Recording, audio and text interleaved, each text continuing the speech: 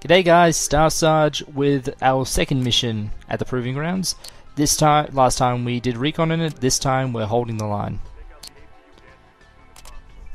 Katrina Steiner is drawing a line in the sand for us on Hesperus. Victor has sent his own troops to finish off what the Sky Separatists began. If we take this mission, we'll be throwing in with Katrina for the rest of the Civil War. Oh what the hell, the pay is good. So it's very simple, hold the line at the factory itself.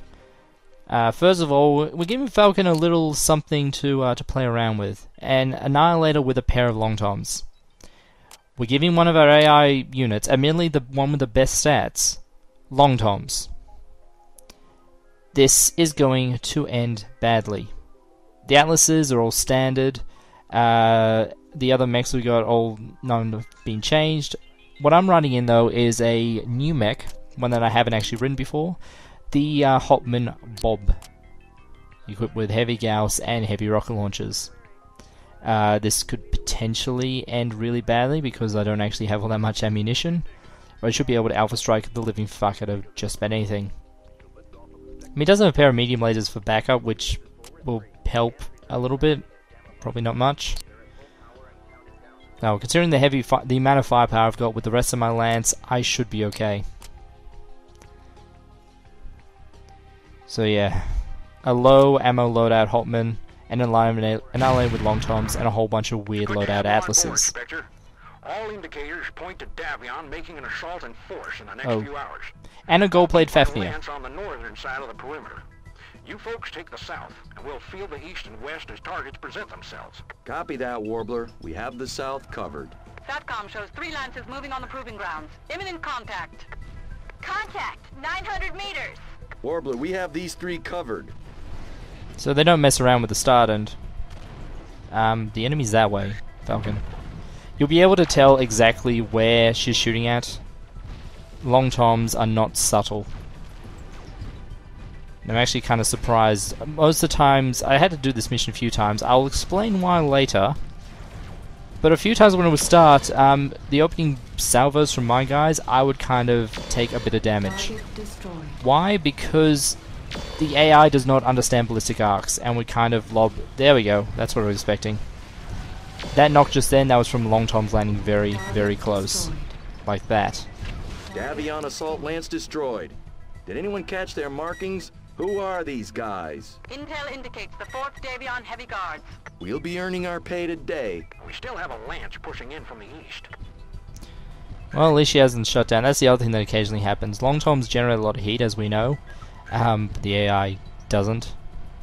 Just fire up those catapults, that'd be handy. Okay, scout mechs against heavy Gauss and heavy rocket launchers. Yeah, they do not last long. And everything is exploding. I don't even think the long toms are being involved in this, but still, everything is fucking exploding. God damn it. That was a long tom. Number one reason why you would not bring those in a mission like this. You're supposed to defend the facility, but while trying to knock out the ones that are infiltrating... Yeah... That factory was like that when we got here. Seriously. That's not... We're being paid just to defend the integration lab. Take out the designated target. Roger. Roger. Roger lead. Roger lead. Okay, armor integration lab is our primary concern. Not any of the other buildings. You're not paying us to keep those things, you know, intact and not on fire.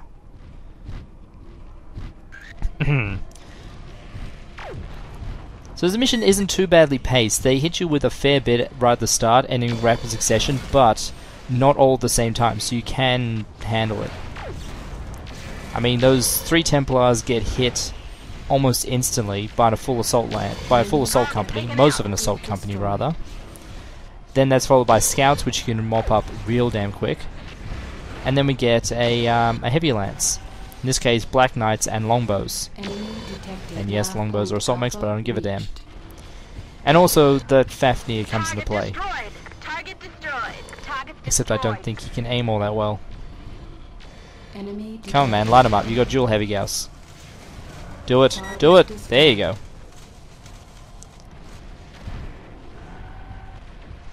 And my Warlord shut down as well. Can't even remember who was piloting that thing. So, goddamn longbows. I'll say this now, I don't think I've encountered... No, I haven't encountered these ones before. I'll say so now, but fuck longbows. This might be more than we can handle, sir. You have good tracking on the dropships, Castle? Yes, sir, but Good. Give me a nav point for their landing zone. Warbler, hold the fort. I'm taking my lances out to hit those dropships before they can unload the rest of the guards. Spectre, What? you pull this off and I'll see to it you're made the richest mercenary on Hesperus too. I can live with that. Take out the designated target. affirmative, Spectre. Roger. Roger. Ah! Copy. Roger. Roger. I'm not happy about the decision, but I can understand it. I mean, if, you know, a dropship, a Rothgar dropship, or rather a Union class dropship, I believe is what they actually are, they can carry a full company. Now, if that's a company mixed of assaults and heavies, and there's 2 of them, which means, you know, coming close to a battalion, Target that's... destroyed. Target destroyed. Yeah, Target no, destroyed. not Target gonna taken out. last Attack at your all against closest those. target. Roger. Roger. Roger, Spectre. Roger 6. So going out and engage them before they unload, just having to deal with the dropships, as powerful as dropships are, just dealing with dropships, probably a good call. But again, we're tangling with dropships. After having to work through another lance of heavies, Destroyed. in this case including a pair of summoners. Target destroyed. Hell, maybe those were the guys who were running interference for the recon Close mission up and form on me. that the other guy who totally Roger, wasn't me was Roger, running. Roger. I'm not playing both sides. You can't prove that. So we begin the trek out into the wilderness. Hopefully with my lance, with my company keeping pace, because taking on 1 dropship alone is suicide. 2 of them I want help, and by help I mean other people for them to shoot at.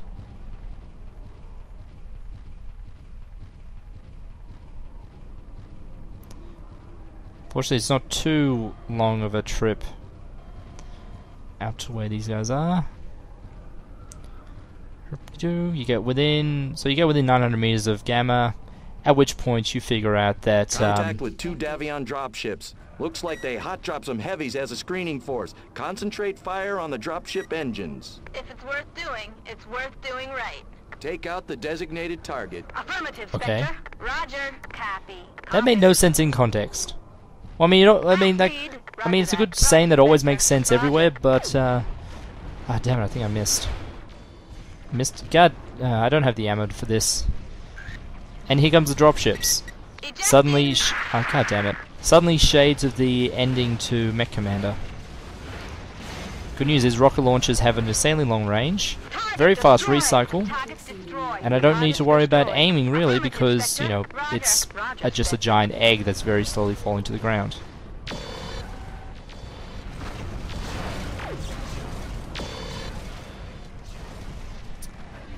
And once more the AI shows that they don't really get jump jets. Just a short hop like that, what was the point? Target destroyed. Okay. Roger that. Roger. Now I send everyone charging over the hill, directly into the guns. I'm fairly certain that there is probably some kind of music that would be after this. But I don't give a damn, so I'm just going with my gut instincts and saying that if you want some appropriate music here, just start playing the Trooper. Actually, I wonder what the Bounty equivalent of that would be. Sending in an entire regiment of Savannah Masters against... I don't even know what would be such heavy firepower. Ooh, I know, Savannah Masters versus the... Whoa. Target destroyed. Target destroyed. Target Oh, they actually went down pretty Both fast. dropships destroyed. Remaining Davion forces in full flight. All Spectre elements, pull back to proving grounds. Tremendous job, Spectre. I'm recommending a triple paid bonus to the Defiance Board of Directors. Also, you weren't contracted for any salvage, but I think we're actually overstocked on Fafnirs by 1. Think you can help me balance the books? Absolutely. That was a close one, sir.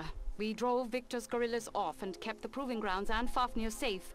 It's nice to see that Defiance Industries knows how to treat the Oh hired no. That Fafnir they gifted us isn't even for sale on the market yet. Pretty strong mech from the looks of it.